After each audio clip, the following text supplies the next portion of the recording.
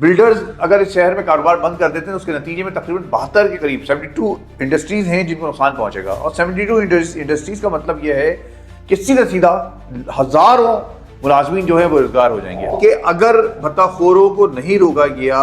वो लोग जो कि भत्ताखोरी के लिए पर्चियां भिजवाते हैं, फोन करते हैं ईरान और दुबई से, और उन्होंने उनके नाम भी लिए। और अब तो हालत ये है कि भत्ताखोर इतने ज्यादा निडर हो चुके हैं, उनको पता है कि उनको पकड़ने वाला कोई भी नहीं है, बल्कि जो पकड़ने वाले लोग हैं उनमें ही अमूमन आसपास हिस्सा पहुंच रहे होते हैं उनके। लियारी अमन कमेटी भत्ताखोरी में मुलविस रही है, रहमान डकैत ग्रुप जिसमें फिल्म भी बन गई वो भत्ताखोरी में मुलविस रहे, भत्ताखोरी और फिर अगवा वाला तावान, और फिर उसके बाद वो लोग कहाँ हैं जो कि आज से चंद साल पहले तक 10-15 साल पहले तक एमक्यूएम के हवाले से इल्जाम लगाते थे कि एमक्यूएम भत्ताखोरी में मुलविस है। मोहसिन शगानी साहब ने और हसन बख्शी साहब ने जिन बातों की तरफ निशानदेही की है वो बहुत ही संगीन है। स्कीम लेकर आए, भत्ताखोर स्कीम लेकर आए कि आप एक साल भत्ता नहीं दे सकते, कोई मसला नहीं है, आइए हम ऐसा करते हैं 4 महीने का पीरियड रख लेते हैं, इस 4 महीने के अंदर आप हमारा भत्ता किस्तवार अदा कर दिएगा।